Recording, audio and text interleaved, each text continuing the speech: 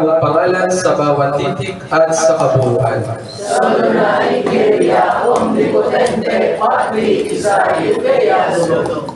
Ako ang Diyos, kagalang-galang kataastasan, Ama sa pasimula hanggang wakas. Iskoptus Kalinis.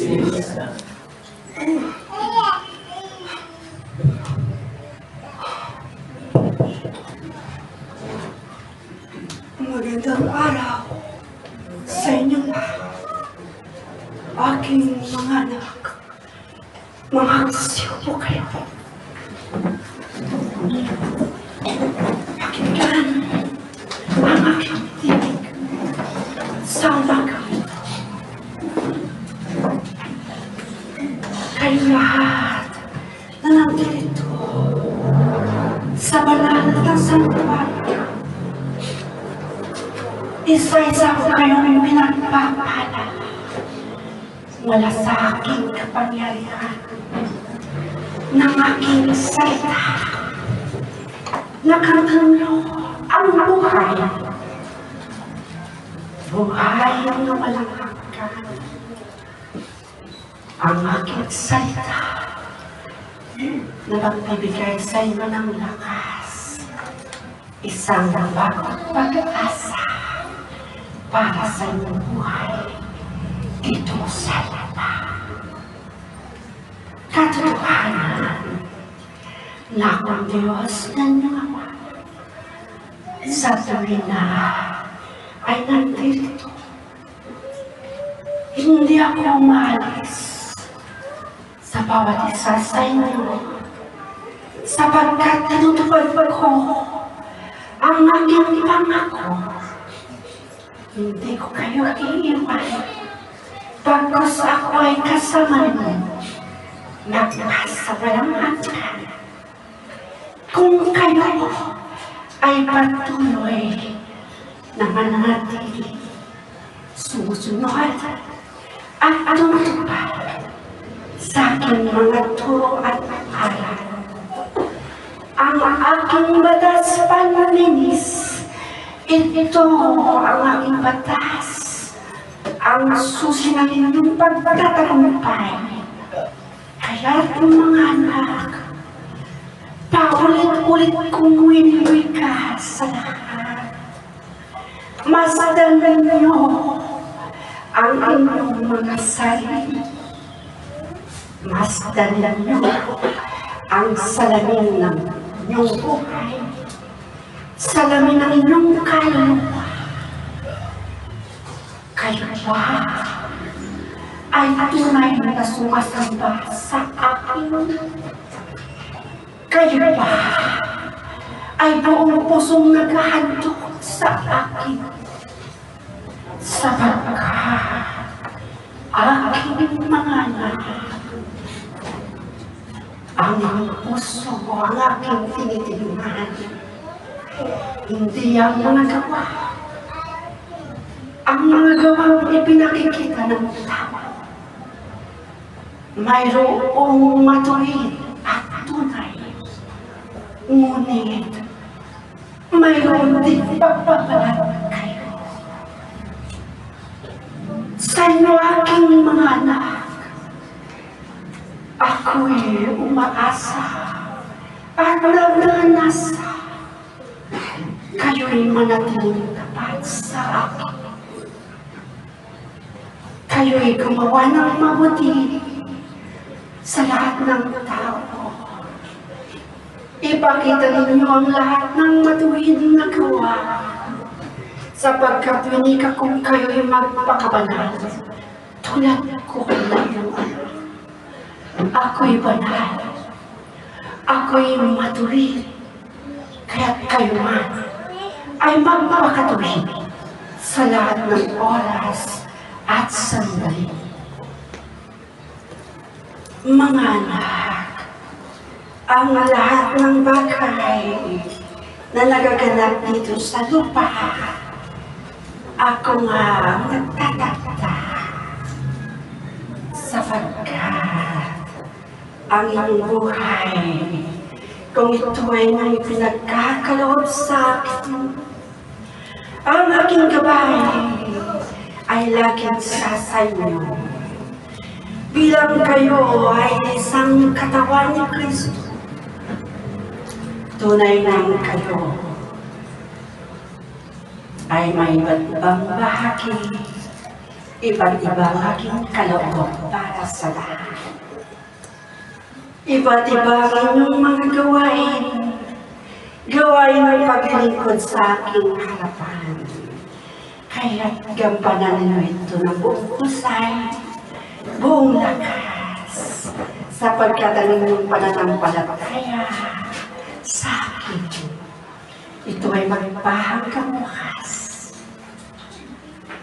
Wakas ng panahon na ako'y dumating dito sa bansang Pilipinas, bilang ito ang aking bagong Jerusalem, ang aking lupang hinirang, ang aking bagong bayan na tinuran sa banal na kasulatan.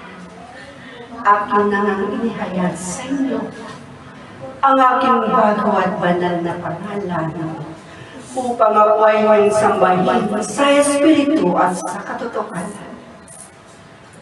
Mapalad ang aking mga anak na sa akin ay tumanggap, kumilala sa aking pagkadiyos sa wakas ng panahon.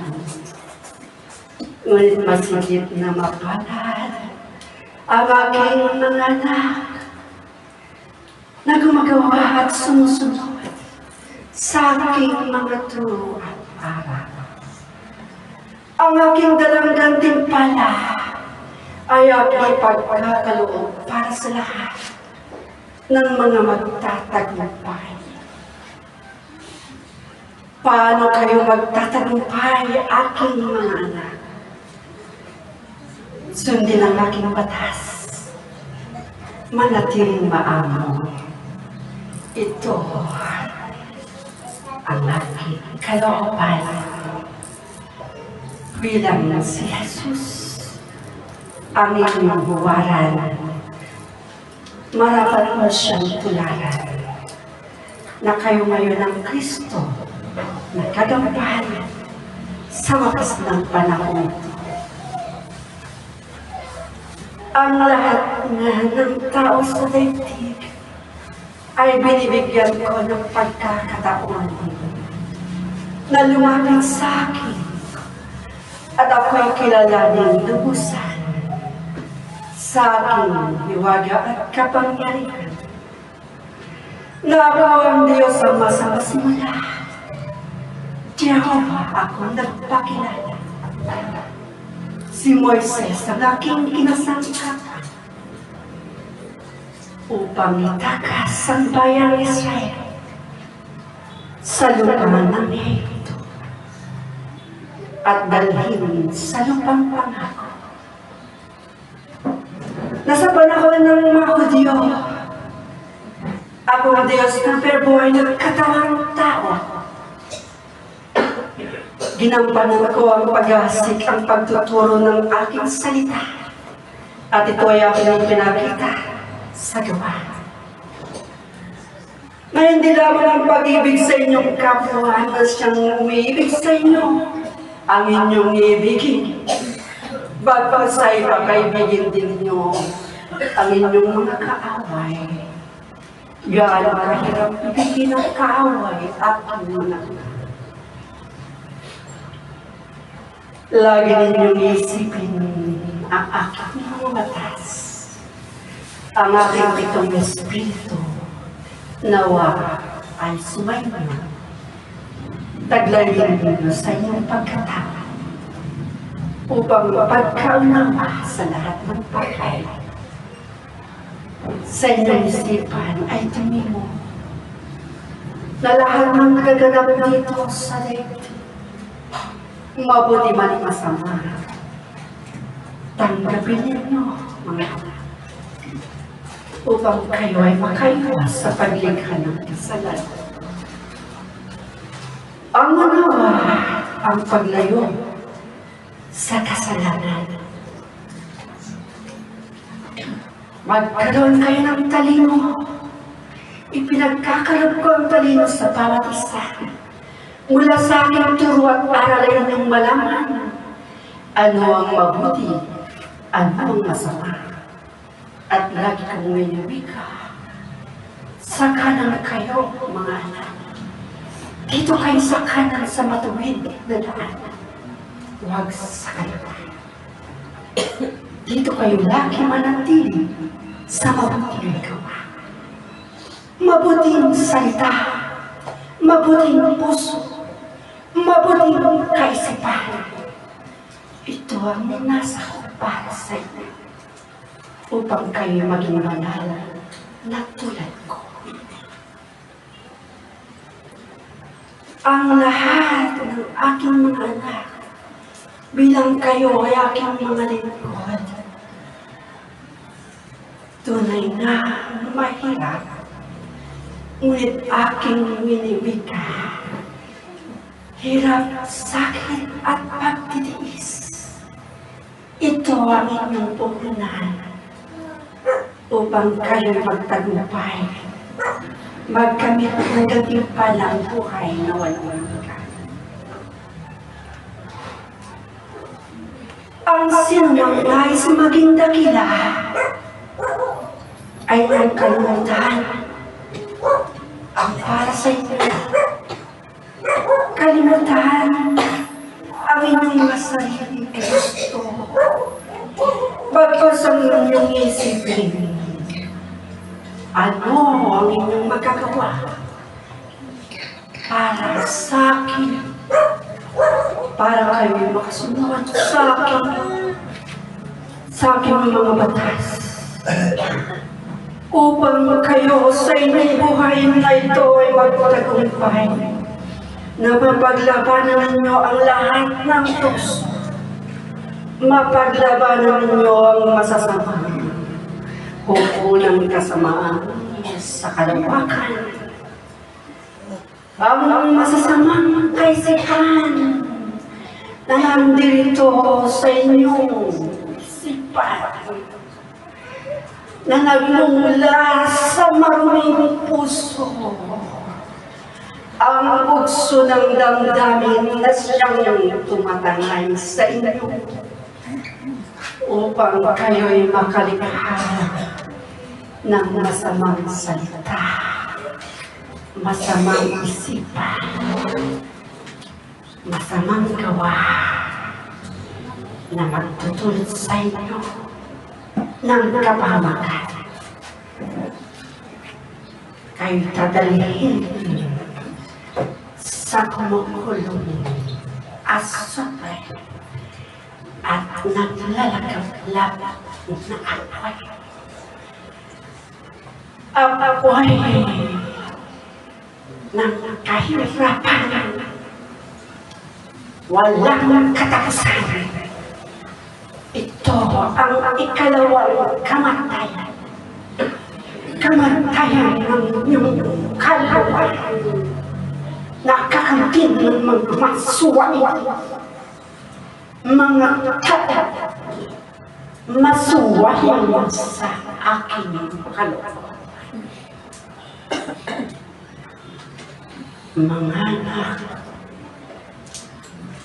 sa umagang ito, nais ko'y kapayapaan ang sumainyo.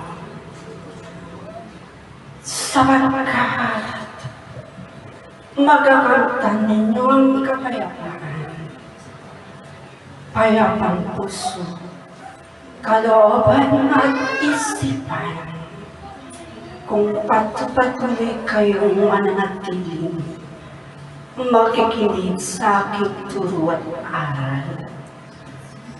Ngalisin ninyo ang kaguluhan sa inyong kaisipan. Sa tuwing kayo'y haharap sa akin, isang tabi ninyo ang lahat ng bagay na panglupa upang kayo sa inyong pagharap maluluwalhati ang inyong espiritu. Kayo nga ay makakamit ng aking kapangyarihan. Kapangyarihan na siyang tanglaw sa bawat isa sa inyo Tatanglawan ko ang lahat ng sulok at kadiliman sa daigdig na ito sa pamamagitan ng aking salita. Maging mahinahon ng bawat isa, aking mga anak. Ito ang pag-ibig ko para sa inyo. Pag-ibig na totoo at hindi kasinungalingan, sapagkat ito'y katotohanan na aking inihahayag para sa inyong lahat. Kaya ang katatagan, naway sumainyo lahat. Ano man ang dumarating na pagsubok, huwag kayong susuko. Ano ang karamdaman ng dumating sa inyong katawang laman, huwag kayong maigugupo.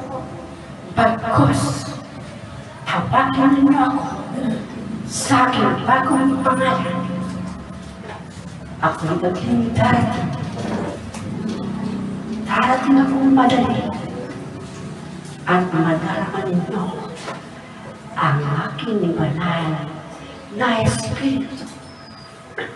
Kayo ay nag-iisa, sapagkat tayo ay iisa. Ito lamang aking mga anak. Maraming salamat sa inyo lahat. Paalam sa inyo.